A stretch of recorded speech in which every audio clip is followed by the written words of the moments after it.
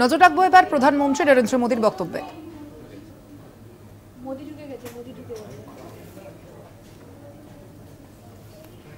देश आत्मनिर्भर भारत अभियान के लिए एक और महत्वपूर्ण और बड़ा कदम उठा रहा है। कल यानी नवरात्रि के प्रथम दिवस 22 सितंबर को सूर्योदय के साथ ही नेक्स्ट जनरेशन जीएसटी रिफॉर्म्स लागू हो जाएंगे। एक तरह से कल से देश में जीएसटी बचत उत्सव शुरू होने जा रहा है। इस जीएसटी बचत उत्सव में आपकी बचत बढ़ेगी और आप अपनी पसंद की चीजों को और ज्यादा आसानी से खरीद पाएंगे। हमारे देश के गरीब, मध्यम वर्गीय लोग, न्यू मिडिल क्लास, युवा, किसान, महिलाएं, दुकानदार, व्यापारी, उद्यमी, सभी को ये बचत उत्सव का बहुत फायदा होगा। यानी त्योहारों के इस मौसम में सबका मुंह मीठा होगा। देश के हर परिवार की खुशियां बढ़ेगी। मैं देश के कोटि कोटि परिवारजनों को नेक्स्ट जनरेशन जीएसटी रिफॉर्म्स की और इस बचत उत्सव की बहुत बहुत बधाई देता हूं, शुभकामनाएं देता हूं। ये रिफॉर्म भारत की ग्रोथ स्टोरी को एक्सेलरेट करेंगे, कारोबार को और आसान बनाएंगे, निवेश को और आकर्षक बनाएंगे और हर राज्य को विकास की दौड़ में बराबरी का साथी बनाएंगे। साथियों, जब साल 2017 में भारत ने जीएसटी रिफॉर्म की तरफ कदम बढ़ाया था तो एक पुराना इतिहास बदलने की और एक नया इतिहास रचने की शुरुआत हुई थी। दशकों तक हमारे देश की जनता, आप सभी लोग, देश के व्यापारी अलग अलग टैक्स के जाल में उलझे हुए थे। Octroi, entry tax, sale tax, excise, VAT, service tax, न जाने भांति भांति के दर्जनों टैक्स हमारे देश में थे। एक शहर से दूसरे शहर माल भेजना हो तो न जाने कितने चेकपोस्ट पार करने होते थे, कितने ही फॉर्म भरने पड़ते थे, कितनी सारी रुकावटें थी। हर जगह टैक्स के अलग अलग नियम थे।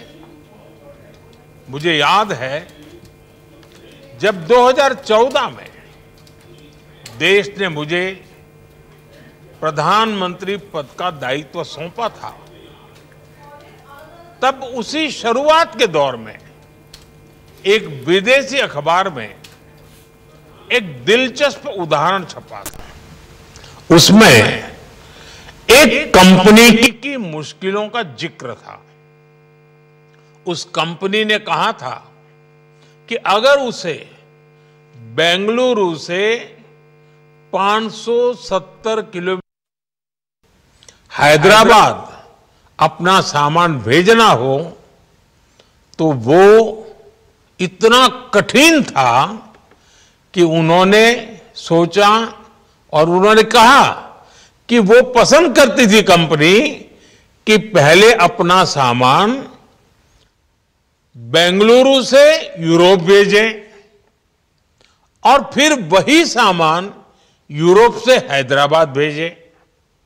साथियों, टैक्स और टोल के जंजाल की वजह से ये तब के हालात थे। और मैं आपको सिर्फ एक पुराना उदाहरण याद दिला रहा हूं। तब ऐसी लाखों कंपनियों को, लाखों करोड़ों देशवासियों को अलग अलग तरह के टैक्स के जाल की वजह से हर रोज परेशानी होती थी। सामान को एक शहर से दूसरे शहर पहुंचने के बीच जो खर्च बढ़ता था वो भी गरीब को उठाना पड़ता था। आप जैसे ग्राहकों से वसूला जाता था। साथियों, देश को इस स्थिति से निकालना बहुत जरूरी था। इसलिए जब आपने हमें 2014 में अवसर दिया तो हमने जनहित में, देशहित में जीएसटी को अपनी प्राथमिकता बनाया। हमने हर स्टेक होल्डर से चर्चा की। हमने हर राज्यों की हर शंका का निवारण किया, हर सवाल का समाधान खोजा। सभी राज्यों को, सबको साथ लेकर आजाद भारत का इतना बड़ा टैक्स रिफॉर्म संभव हो पाया।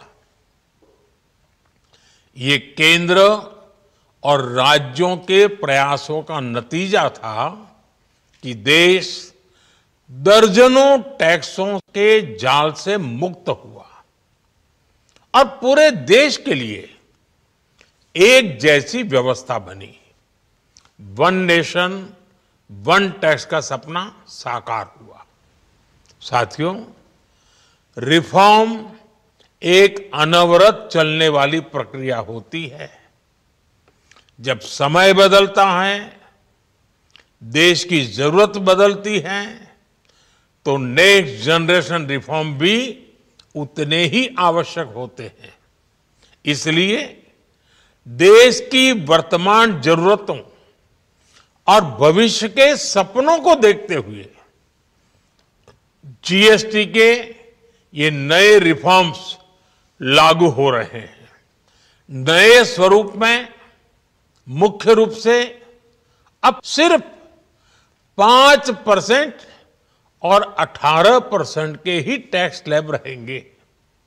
इसका मतलब है रोजमर्रा के इस्तेमाल की ज्यादातर चीजें और सस्ती हो जाएगी।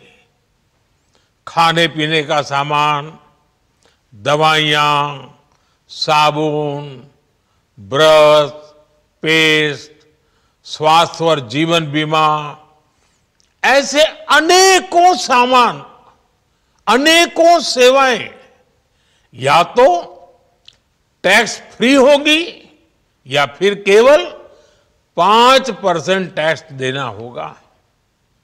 जिन सामानों पर पहले 12% टैक्स लगा करता था, उसमें से 99% यानी करीब करीब 100 के निकट 99% चीजें अब 5% टैक्स के दायरे में आ गई है। साथियों, पिछले 11 साल में देश में 25 करोड़ लोगों ने गरीबी को हराया है, गरीबी को परास्त किया है और गरीबी से बाहर निकल करके 25 करोड़ का एक बहुत बड़ा समूह नियो मिडिल क्लास के रूप में आज देश के अंदर बहुत बड़ी भूमिका अदा कर रहा है। इस नियो मिडिल क्लास की अपनी एस्पिरेशंस हैं, अपने सपने हैं। इस साल सरकार ने 12 लाख रुपए तक की इनकम को टैक्स फ्री करके एक उपहार दिया। और स्वाभाविक है, जब 12 लाख रुपयों का इनकम टैक्स में राहत हो जाए तो मध्यम वर्ग के जीवन में तो कितना बड़ा बदलाव आता है, कितनी सरलता सुविधा हो जाती है। और अब गरीबों की भी बारी है, नियो मिडिल क्लास की बारी है। अब गरीब को, नियो मिडिल क्लास को एक तरह से डबल बोनांजा मिल रहा है। जीएसटी कम होने से अब देश के नागरिकों के लिए अपने सपने पूरे करना और आसान होगा। घर बनाना, टीवी, फ्रिज खरीदने की बात हो, स्कूटर, बाइक, कार खरीदना हो, ये सब पर अब कम खर्च करना होगा। आपके लिए घूमना फिरना भी सस्ता हो जाएगा, क्योंकि ज्यादातर होटल्स के कमरों पर भी जीएसटी कम कर दिया गया है। वैसे साथियों, मुझे इस बात की खुशी है कि दुकानदार भाई बहन भी जीएसटी रिफॉर्म को लेकर बहुत उत्साह में हैं। वो बहुत जीएसटी में हुई कटौती को ग्राहकों तक पहुंचाने में जुटे हुए हैं। बहुत सारी जगहों पर पहले और अब के बोर्ड लगाए जा रहे हैं। साथियों, हम नागरिक देवो भवः के जिस मंत्र के साथ आगे बढ़ रहे हैं, नेक्स्ट जनरेशन जीएसटी रिफॉर्म में इसकी साफ झलक दिखाई देती है। अगर हम इनकम टैक्स में छूट और जीएसटी में छूट को जोड़ दें तो एक साल में जो निर्णय हुए हैं उससे देश के लोगों को 2.5 लाख करोड़ रुपए से ज्यादा की बचत होगी। और तभी तो मैं कह रहा हूं, यह बचत उत्सव है। साथियों, विकसित भारत के लक्ष्य तक पहुंचने के लिए हमें आत्मनिर्भरता के रास्ते पर चलना ही होगा। और भारत को आत्मनिर्भर बनाने का बहुत बड़ा दायित्व हमारे एमएसएमईज यानी हमारे लघु, मध्यम और कुटीर उद्योगों पर भी है, जो देश के लोगों की जरूरत का है, जो हम देश में ही बना सकते हैं, वो हमें देश में ही बनाना चाहिए। साथियों, जीएसटी की दरें कम होने से नियम और प्रक्रियाएं और आसान बनने से हमारे एमएसएमईज, हमारे लघु उद्योगों को, कुटीर उद्योगों को बहुत फायदा होगा। उनकी बिक्री बढ़ेगी और टैक्स भी कम देना पड़ेगा, यानी उनको भी डबल फायदा होगा। इसलिए आज मेरी एमएसएमईज से लघु उद्योग हो, सूक्ष्म उद्योग हो, कुटीर उद्योग हो, आप सबसे बहुत अपेक्षाएं हैं। आपको भी पता है, जब भारत समृद्धि के शिखर पर था, तब भारत की अर्थव्यवस्था का मुख्य आधार हमारे एमएसएमईज थे, हमारे लघु और कुटीर उद्योग थे। भारत की मैन्युफैक्चरिंग, भारत में बने सामानों की क्वालिटी बेहतर होती थी। हमें उस गौरव को वापस पाना है। हमारे लघु उद्योग जो बनाए वो दुनिया में हर कसौटी पर बेस्ट हो, उत्तम से उत्तम हो। हम जो मैन्युफैक्चर करें वो दुनिया में आन बान शान के साथ बेस्ट के सारे पैरामीटर को पार करने वाला हो। हमारे प्रोडक्ट्स की क्वालिटी दुनिया में भारत की पहचान बढ़ाए, भारत का गौरव बढ़ाए। हमें इस लक्ष्य को लेकर काम करना है। साथियों, देश की स्वतंत्रता को जैसे स्वदेशी के मंत्र से ताकत मिली, वैसे ही देश की समृद्धि को भी स्वदेशी के मंत्र से ही शक्ति मिलेगी। आज जाने अनजाने हमारी रोजमर्रा की जिंदगी में बहुत सी विदेशी चीजें जुड़ गई है, हमें पता तक नहीं है। हमारे जेब में कंघी विदेशी है कि देसी, हमें पता ही नहीं है। हमें इनसे भी मुक्ति पानी होगी। हम वो सामान खरीदें जो मेड इन इंडिया हो, जिसमें हमारे देश के नौजवानों की मेहनत लगी हो, हमारे देश के बेटे बेटियों का पसीना हो। हमें हर घर को स्वदेशी का प्रतीक बनाना है, हर दुकान को स्वदेशी से सजाना है। गर्व से कहो ये स्वदेशी है, गर्व से कहो मैं स्वदेशी खरीदता हूं, मैं स्वदेशी सामान की बिक्री भी करता हूं। ये हर भारतीय का मिजाज बनना चाहिए। जब ये होगा तो भारत तेजी से विकसित होगा। मेरा आज सभी राज्य सरकारों से भी आग्रह है,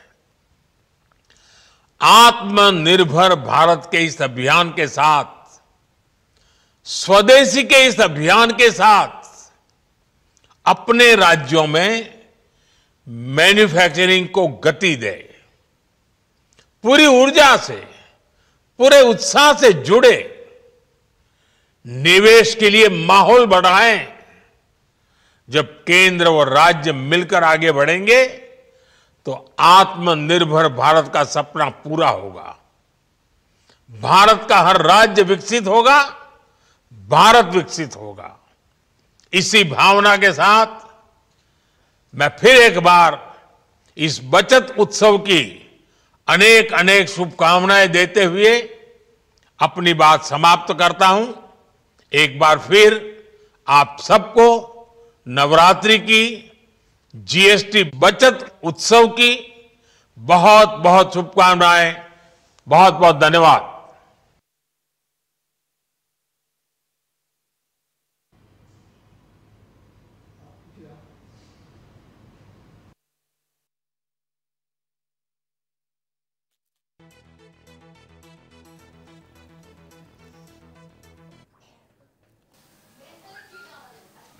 প্রধানমন্ত্রী নরেন্দ্র মোদীর কি বক্তব্য আপনারা শুনছিলেন এতক্ষণ। আজ জাতির উদ্দেশ্যে ভাষণ দিলেন প্রধানমন্ত্রী নরেন্দ্র মোদী এবং তিনি যেমনটা জানালেন, কাল থেকে আপনারা জানেন 22শে সেপ্টেম্বর থেকেই কিন্তু জিএসটির যে নতুন হার, সেই হারেই কিন্তু কর দিতে হবে এবং সেই 2% আমরা দেখেছিলাম, সেই 2%ই কিন্তু বিভিন্ন পণ্যের ক্ষেত্রে জারি থাকবে। 5% এবং 18% মূলত এই দুটি স্ল্যাবই কিন্তু জারি থাকবে এবং আগামীকাল থেকেই কিন্তু সেই নীতির রূপায়ণ করা হবে। এবং তার আগেই প্রধানমন্ত্রী নরেন্দ্র মোদীর আজকের এই ভাষণ, যেখানে তিনি জিএসটি বাচত উৎসবের কথা বলেছেন, আগামীকাল অর্থাৎ 22শে সেপ্টেম্বর থেকেই কিন্তু এই জিএসটি বাচত উৎসব শুরু হবে। অবশ্যই এর মাধ্যমে যে কৃষক থেকে শুরু করে মহিলা ব্যবসায়ীরা, দোকানদাররা প্রত্যেকে উপকৃত হবেন, সেই বিষয়টিও কিন্তু বারংবার আজ প্রধানমন্ত্রী নরেন্দ্র মোদী তার বক্তব্যে উঠে এসেছে। প্রধানমন্ত্রী নরেন্দ্র মোদীর যে বক্তব্য, দেশবাসী প্রত্যেক মানুষ এই জিএসটি, নতুন হারের যে জিএসটি, তার মাধ্যমে উপকৃত হবেন বলেই আজ জানিয়েছেন প্রধানমন্ত্রী নরেন্দ্র মোদী। এবং তার পাশাপাশি এই যে জিএসটি হার, সেই জিএসটি হারের মাধ্যমে ভারত আরো উন্নয়নের পথেই এগোবে, ভারত আরো উন্নতির পথে এগোবে বলে আজ জানিয়েছেন প্রধানমন্ত্রী নরেন্দ্র মোদী। আপনারা শুনলেন তার সেই বক্তব্য।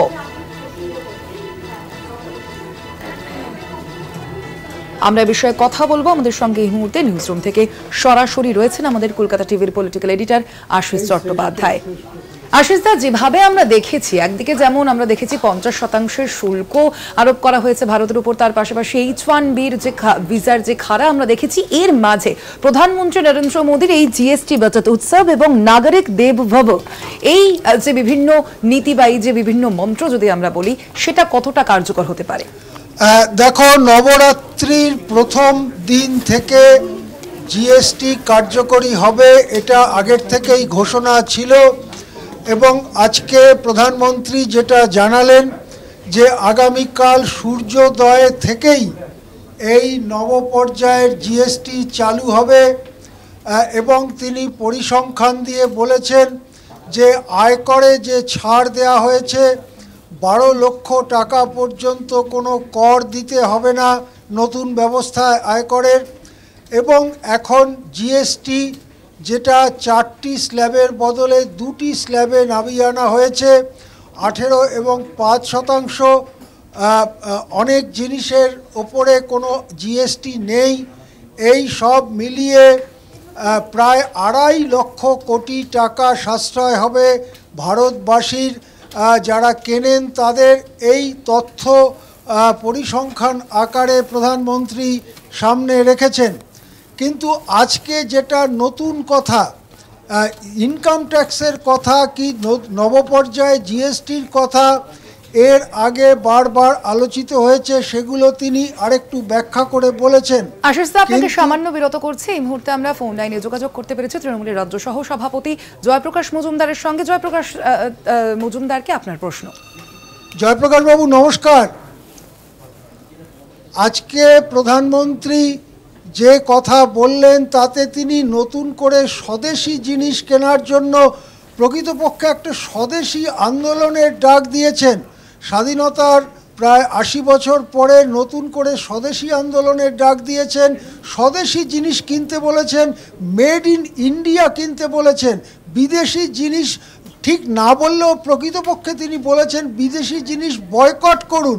কি বলবেন? দেখুন, কয়েকটা জিনিস তো আপনারাও জানেন, মনে রাখার দরকার যে ভারতবর্ষে অর্থনৈতিক লিবারালাইজেশন, নতুন অর্থনীতি এনেছিলেন নরসিংহ রাও, তাকে এগিয়ে নিয়ে গিয়েছিলেন মনমোহন সিং। আজকের ভারতের অর্থনৈতিক বুনিয়াদ এই দুজনের, তাদের যে কন্ট্রিবিউশন, সেটা কখনো ভোলা যাবে না। পরবর্তী ক্ষেত্রে এই জিএসটি নিয়ে বলতে গিয়ে এখনকার প্রধানমন্ত্রী যেটা বলছেন সেটা সম্পূর্ণ ইতিহাসকে পাল্টে দেওয়ার কথা বলছেন, ভুল কথা বলছেন এবং মানুষকে ভুল ইতিহাস বলছেন। জিএসটির ধারণা কোন মিনিস্ট্রির সময় ছিল? মনমোহন সিং এর মিনিস্ট্রির সময়। সেই সময় জিএসটির কমিটির প্রধান কে ছিলেন? অসীম দাশগুপ্ত। আপনারা তো এখনো জানেন, আপনারা অন্তত ঠিক জিনিসটা জনসাধারণকে জানান। মোদি প্রোপাগান্ডার জন্য মিথ্যে কথার পর মিথ্যে কথা বলে যায়, নিজে দাঁড়ায় আমি বিশ্বগুরু। একদিকে দেখুন যে বলছে তৃতীয় না চতুর্থ অর্থনীতি হবে ভারত, আর ভারতের বৈদেশিক ঋণ এখন 300 লক্ষ কোটি টাকা বলা হচ্ছে, কেন্দ্রীয় সরকারের যে অঙ্ক দেখিয়েছে। ভাবুন তো, ধার করা একটা, ধারে ডুবে যাওয়া একটা দেশ, সে হবে অর্থনীতির একজন 3 নম্বর কি 4 নম্বর। সমস্ত লুকিয়ে রাখা হচ্ছে মানুষের কাছ থেকে। আর তারই মাঝখানে যেগুলো বলছেন স্বদেশি, আজকে তাহলে মোদির সময় প্রতিরক্ষা দপ্তরের বিদেশি জিনিস কেনা 3 ডবল হয়ে গেল কি করে? কি করছিলেন তিনি? আজকে 11 বছর 12 বছর হয়ে গেছে, তিনি তার সময় প্রতিরক্ষা সামগ্রী 3 গুণ হয়ে গেছে যেগুলো ইম্পোর্টেড। এইসব মুখের কথা, মানুষকে একটা ধোঁকা দেওয়ার ব্যাপার। স্বদেশি বিদেশি কি? ইকোনমিক লিবারালাইজেশন হয়েছে, গ্লোবাল ইকোনমি বলে বলা হচ্ছে এখন। আর এখানে আমেরিকার কাছে যখন তার উপরে যে এই ট্যারিফ চাপিয়েছে তার প্রতিবাদ করতে পারেননি, চায়না করেছে। আমাদের সেই ক্ষমতা আছে? আর যেদিন ওনার জন্মদিনে শুভেচ্ছা জানালেন প্রেসিডেন্ট ট্রাম্প, তার 3 দিনের মাথায় ভারতবর্ষের প্রায় 30 লক্ষ ছেলে মেয়ে H1B নিয়ে থাকে, তাদের উপর আমেরিকায় আছে, তাদের উপর বলে দিলেন যে $1 লক্ষ তাদেরকে দিতে হবে। ভাবতে পারেন অপমানটা কাকে করছে? মোদিকে করছে, ভারতবর্ষকে করছে। একটার পর একটা থাপ্পড় খাচ্ছি আমি। এখনো পর্যন্ত মোদি বলেননি যে অপারেশন সিন্দুর হঠাৎ বন্ধ করে পাকিস্তানের সঙ্গে কেন গিয়েছিলেন তিনি সিজফায়ার করতে, কার চাপে? এইসব জিনিসটা মানুষ দেখছে। জয়প্রকাশ বাবু, এই জায়গাতেই আপনাকে আরেকবার জিজ্ঞেস করব যে এই যে H1B ভিসার ব্যাপারে একেবারে নীরব থাকা, সেইটা অনেকেই বলছেন দুর্বল প্রধানমন্ত্রীর লক্ষণ। প্রধানমন্ত্রী দুর্বল, তাই কিছু বলতে পারছেন না। আপনি কি তাই বলছেন? 100 বার বিশ্বগুরু তো নেই আর। পৃথিবীর কোন জায়গায় আমরা নেমে গেছি? আমেরিকার প্রেসিডেন্ট অন্তত 30 বার বলেছে আমি ডিকটেট করেছি, আমি হুকুম করেছি, তাই জন্য সিজফায়ার হয়েছে পাকিস্তানের সঙ্গে।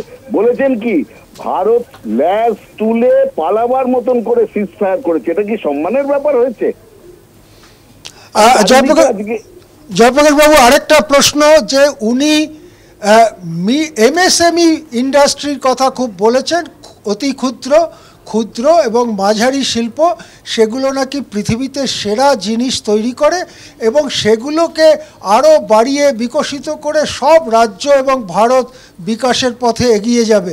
আপনি কি মনে করেন যে আজকে যে কর্মহীনতা, যে পুঁজির অভাবের পরিস্থিতি, তাতে MSME খুব বেশি এগোতে পারবে? না, MSME গুরুত্বপূর্ণ তো বটেই, কিন্তু আমার প্রশ্ন মোদী সরকার MSMEর জন্য কি করেছে এতদিন বলুন তো? শুধু কয়েকটা প্রকল্প ঘোষণা এবং তাদের প্রোপাগান্ডা, তাতে কয়েকশো কোটি টাকা খরচ হয়েছে। আসল যারা MSME তারা একটাও টাকা পেয়েছে? তারা ব্যাংকের কাছ থেকে লোন পায়? তারা ব্যাংকের দরজায় গেলে তাদের ফিরে আসতে হয় কি হয় না? সব থেকে বড় কথা, MSMEর কথা বলেছেন, আপনারা নিশ্চয়ই জানেন MSMEতে ক্ষুদ্র এবং অতি ক্ষুদ্র শিল্পে পশ্চিমবঙ্গ হচ্ছে সারা ভারতবর্ষে 1 নম্বর। কি করে বলুন তো? পশ্চিমবঙ্গ সরকারের জন্য 1 নম্বরে আছে, মোদির জন্য নেই। মোদির বলুন অন্য রাজ্যে কি অবস্থা? এইসব মুখে বলে দিলেই হয় না। ভালো ড্রেস করে, ভালো টিভি, ভালো ক্যামেরা, ভালো জায়গা বেছে নিয়ে শুধু প্রোপাগান্ডাতে একটা ভারতবর্ষের মতন দেশ চলে না দাদা। একদমই জয়প্রকাশ বাবু আমাদের মনে করিয়ে দিলেন আমাদের রাজ্য MSMEতে ভারত সেরা। অনেক ধন্যবাদ জয়প্রকাশ মজুমদার, আপনাকে অনেক ধন্যবাদ। হ্যাঁ,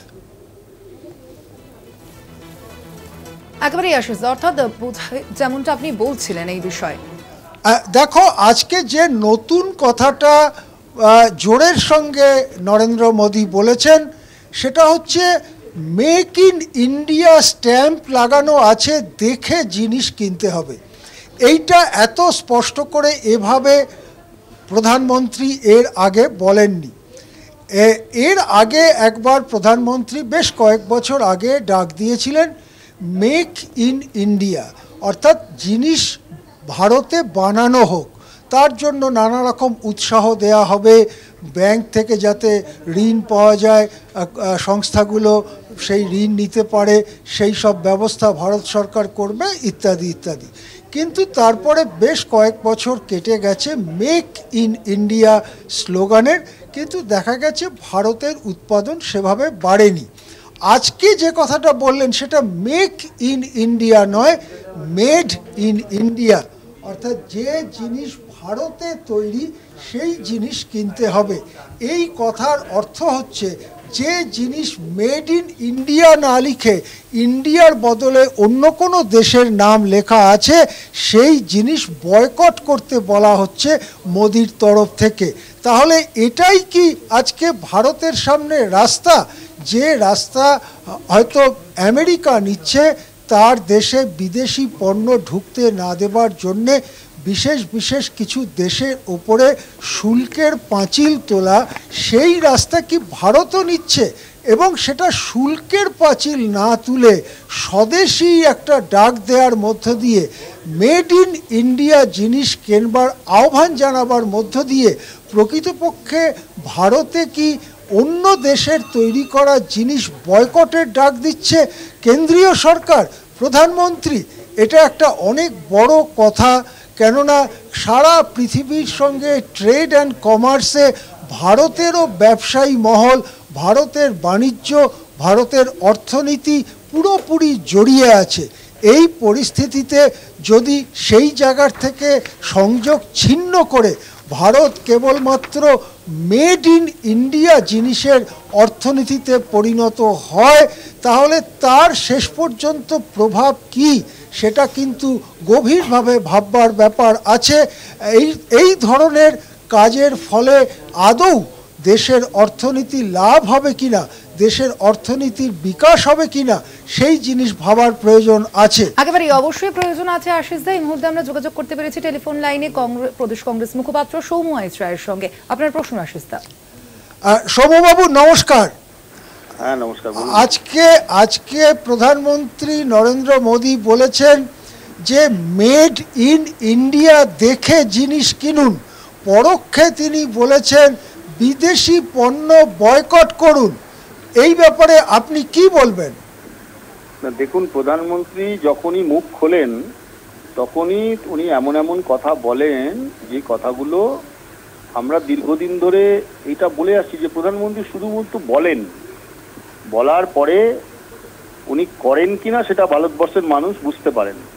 আজকে সারা ভারতবর্ষে মাথাপিছু রোজগার কমেছে। ভারতবর্ষে 47 বছরের সব থেকে বেশি বেকার, স্বাধীনতার পরে বেকারদের হাতে কাজ নেই, পার ক্যাপিটা ইনকাম কমছে, টাকার দাম পড়তে পড়তে তলানিতে চলে গেছে, পুরো দেশটা ক্রনি ক্যাপিটালিস্টদের হাতে বিক্রি হতে বসেছে। সেই রাজ্যে উনি মাঝে মাঝে এইসব ইয়ার সুদিং কথাবার্তা বলেন, যেগুলো কানে শুনতে খুব ভালো হয়। ইয়ার সুদিং মানে কানে শুনতে খুব ভালো লাগছে।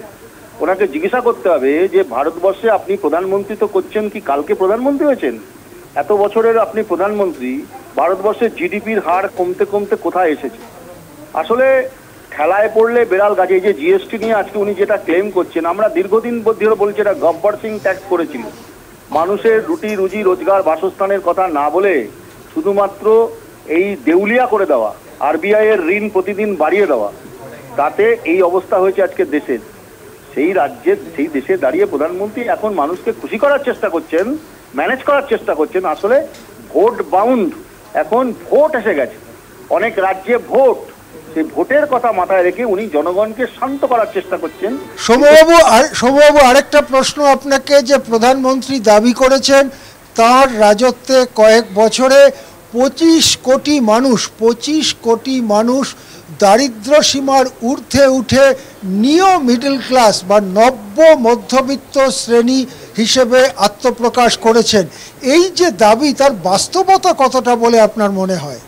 গল্পের গরু গাছে ওঠানো, যা গল্প লিখে গরু যদি গাছে ওঠাতে চায় তাহলে উনি ওঠাতেই পারেন। তাহলে 80 কোটি যে আনাজ দিচ্ছিলেন, 5 কিলো করে রেশন, কারা নিচ্ছিল?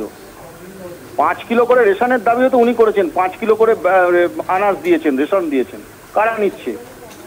গরিব থেকে গরিব হয়েছে, মধ্যবিত্ত ক্লাসটা প্রায় উঠে যেতে বসেছে, বড় লোক হয়েছে। সম্পদ, ভারতবর্ষের ম্যাক্সিমাম সম্পদ 2% লোকের কাছে পুঞ্জীভূত হয়েছে। অর্থনৈতিকভাবে দেশটা দেউলিয়া হওয়ার পথে, আর প্রধানমন্ত্রী গল্প শোনাচ্ছেন। আচ্ছা, আরেকটা প্রশ্ন সৌম্যবাবু, আপনাকে একটা শেষ প্রশ্ন করব, যে সম্প্রতি মার্কিন যুক্তরাষ্ট্র যে সিদ্ধান্ত নিয়েছে H-1B ভিসার ব্যাপারে, অনেকেই আশা করেছিলেন এর পরিপ্রেক্ষিতে যে সংকট দেখা দিতে পারে সে সম্পর্কে প্রধানমন্ত্রী মুখ খুলবেন। একেবারে কিছু বললেন না, কোনো কথাই বলছেন না তারা। এটা কি দুর্বল প্রধানমন্ত্রী? এই কথাটাকেই আরো জোরালো করছে না? মাননীয় প্রধানমন্ত্রী নিজেকে 56 ইঞ্চি বলতেন তো ওনার বন্ধু ট্রাম্প, ওনার বন্ধু যাকে উনি বলেছেন আপকি বাত ট্রাম্প সরকার, পাশে গলায় জড়িয়ে ধরতেন, হাফ ডিপ্লোম্যাসি করেছেন। তো সেই মাননীয় বন্ধু তাহলে উনি H1B1 ভিসা নিয়ে তো আমরা রাহুল গান্ধী অনেকদিন আগেই বলেছিল, আমরা জানতাম এই যে ট্যারিফ লাগানো, এই যে শুল্ক লাগাচ্ছে একটার পর একটা, ভারতকে কষান করছে, এই যে ফেলিওর, এর দায় তো উনি নেবেন না। তার কারণ উনি চুপ করে আছেন। এখন ওনার যত 37 বার একটা রাষ্ট্রের প্রধান বলল যে আমরা সিজফায়ার করেছি, উনি মুখ দিয়ে একটা কথা বলেছেন? না লোকসভাতে বলেছেন, না বাইরে বলেছেন। আসলে ভয় পান, উনি ভয় পান, তাই ওনার মুখ দিয়ে কথা বেরোয়। অনেক ধন্যবাদ সৌম্যবাবু। সৌম্যবাবুর দাবি ডোনাল্ড ট্রাম্পকে ভয় পান নরেন্দ্র মোদী। অনেক ধন্যবাদ কলকাতা টিভিতে কথা বলার জন্য। হ্যাঁ আশিস দা, আজকের প্রধানমন্ত্রী নরেন্দ্র মোদীর যেই বক্তব্য, সেই বক্তব্য থেকে মূলত কোন কোন বিষয়গুলোকে আপনার বিশেষ গুরুত্বপূর্ণ বলে মনে করা হচ্ছে? দেখুন, নরেন্দ্র মোদী একটা বলেছেন দিনক্ষণের ব্যাপারে। তিনি বলেছেন যে আজ রাত কাবার হলে কাল সূর্যোদয় থেকে নব জমানার জিএসটি চালু হবে। এই কথাটা একটা দিনক্ষণের ব্যাপার। সমস্ত দেশবাসীকে জানালেন যে কালকে সূর্যোদয়ের পরে যারাই দোকানপাট করতে যাবেন, কেনাকাটা করতে যাবেন, তারা নতুন জিএসটির সুযোগ সুবিধা পাবেন। নরেন্দ্র মোদী তা একটা পরিসংখ্যান আমাদের দিয়েছেন। সেটা হচ্ছে ইনকাম ট্যাক্সে 12 লক্ষ টাকা বাৎসরিক আয় পর্যন্ত কোনো কর দিতে হবে না। এর জন্য যোগ প্লাস জিএসটিতে যে সুবিধা সাধারণ মানুষ পাবেন, এই দুটো জিনিস যোগ করলে সাধারণ মানুষের সাশ্রয় হবে 2.5 লক্ষ কোটি টাকা, যে টাকাটা তাদের হাতে থাকবে বাড়তি কেনাকাটার জন্য। তিনি সবথেকে বেশি গুরুত্ব দিয়েছেন মেড ইন ইন্ডিয়া জিনিস কেনার জন্য। তিনি আহ্বান জানিয়েছেন জিনিস কেনবার আগে দেখে নেবেন সেটা মেড ইন ইন্ডিয়া বা ভারতে উৎপন্ন, ভারতে প্রস্তুত কিনা। এর অর্থ হচ্ছে প্রকারান্তরে তিনি বললেন যদি কোনো জিনিসের গায়ে মেড ইন ইউএসএ বা made in China, made in UK, made in Germany এইসব লেখা থাকে, তাহলে সেই সব পণ্য বয়কট করবেন এবং সেই ধরনের জিনিস মেড ইন ইন্ডিয়া দেখে তবে কিনবেন। আজকে স্বাধীনতার 80 বছর পরে নতুন করে স্বদেশী অভিযানের মতো একটা ডাক তিনি দিয়েছেন। তিনি বলেছেন এর মধ্য দিয়েই রাজ্যগুলো এবং দেশ বিকশিত হবে। ভারতের যে growth story, coat unquote Narendra মোদীর ভাষায়, ভারতের যে গ্রোথ স্টোরি, সেই স্টোরি আরও শক্তিশালী হবে, এই কথা তিনি বলেছেন। পাশাপাশি উৎপাদনের ক্ষেত্রে তিনি অতি ক্ষুদ্র, ক্ষুদ্র এবং মাঝারি শিল্পের গুরুত্বকে আবার সামনে এনেছেন। তিনি বলেছেন যে এই সব শিল্প প্রতিষ্ঠানগুলো পৃথিবীতে সেরা জিনিস তৈরি করতে পারে, তাদের সেই দক্ষতা রয়েছে, তাদের সেই কর্মপদ্ধতি রয়েছে। সুতরাং এমএসএমইকে উৎসাহ দেবার কথা তিনি বারবার বলেছেন এবং এমএসএমইর মধ্য দিয়েই এই দেশ বিকশিত হবে, এই কথা তিনি বলেছেন।